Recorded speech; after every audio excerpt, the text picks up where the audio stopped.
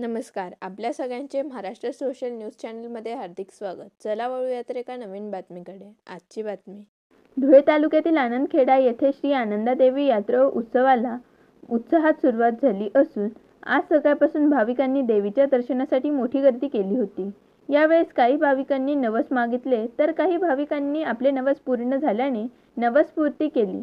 यात्रा निमित्ताने सायंकाळी लोकनाट्याचेही आयोजन करण्यात आले होते. यात्रा उत्सवाच्या यशस्वी आयोजनासाठी गावातील मान्यवरांनी पुढाकार घेतला.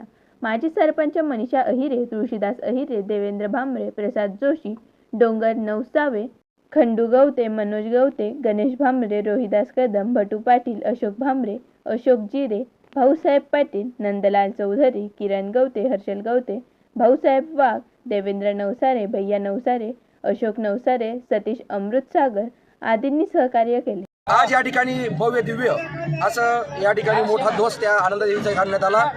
ध्वज काढल्यानंतर त्या ठिकाणी जो 4 वाजता त्या ठिकाणी तगतराव हा पूर्ण गावभर त्या ठिकाणी काढला जात असतो.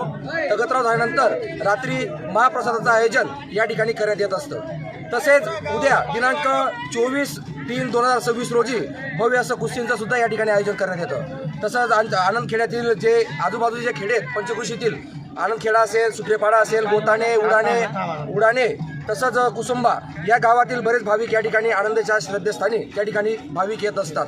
त्याच पद्धतीने या ठिकाणी आमच्या हर हर महादेव भाऊसाहेब वाघ यांच्या मार्फत या ठिकाणी पाणीपोईचं आयोजन त्या ठिकाणी करण्यात येत असतं. जवळजवळ 125 वर्षापासून ही परंपरा त्या ठिकाणी चालत आलेली आहे आणि ती अखंडपर्यंत या ठिकाणी चालत राहणार आहे. मी सर्व आनंदखेडच्या ग्रामस्थांच्या वतीनं आणि आनंदखेड्यातील सर्व पंचकृषीच्या वतीनं आलेल्या सर्व भाविकांचं या ठिकाणी हार्दिक स्वागत करतो.